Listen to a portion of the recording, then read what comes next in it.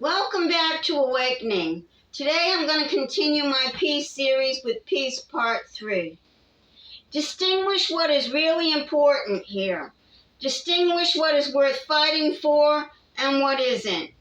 When you feel anxious, take a deep breath and try to see the bigger picture. This can help you look beyond appearances and momentary pressures.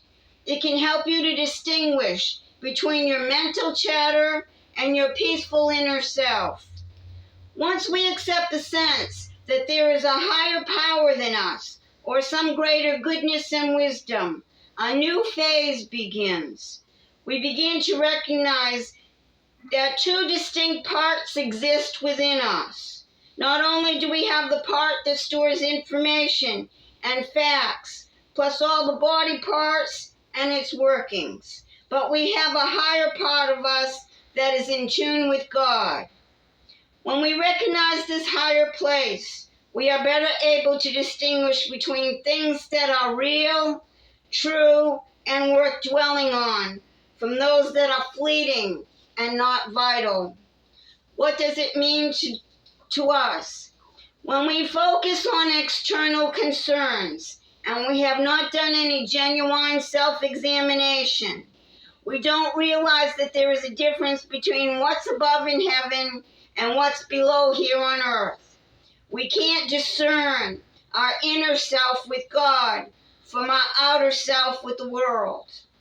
We blend together the real important things with the superficial worldly things.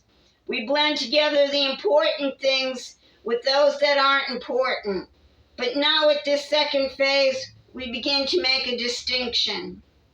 The second thing we begin to notice while being reborn is that the inner self is good. We become aware that the inner self contains good feelings and true ideas, which are God's alone. There's a deeper phase within us that is not cramped at all, but is free and expansive.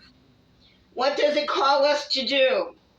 Think of something that has bothered you recently. Then think of what you might say if you were thinking of that situation from a higher perspective. For example, a worldly level thought might be, my husband interrupted me 3 times in the last 5 minutes. He is so annoying.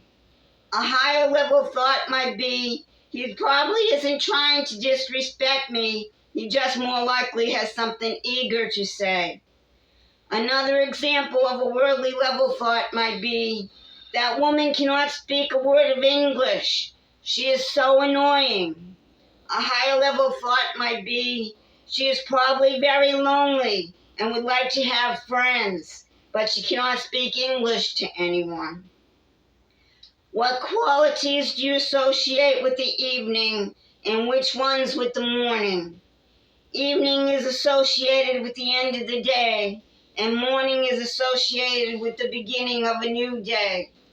What in this cycle needs to reoccur, and what in the cycle needs to be reborn for our spiritual development?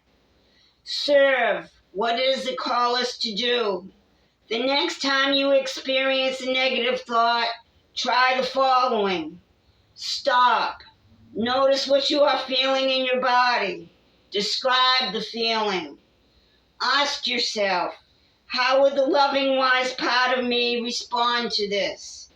Try to imagine in your mind your higher inner self and God in the higher expanse. Take action from that higher place.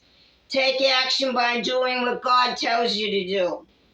Statements to say to yourself when you feel challenged. I care more about people than things. I can rise above this. God can lift me above this. I can see the situation from a higher place where God is. These are only the waters below. What is the higher truth? With every deep breath, I can get a perspective and practice peace. When you are feeling anxious, these questions can help you get a perspective. They can help you sort out the things that are lasting, like love, usefulness, integrity, from the things that are fickle, like appearance, reputation, status, and wealth. Will this matter in 10 years? Distinguish the elements that will matter to you in 10, 50, or 100 years from the ones that won't. Thank you for joining me. I'm going to be doing my final peace series in the next series. I hope you will come back and join me for that. Thank you.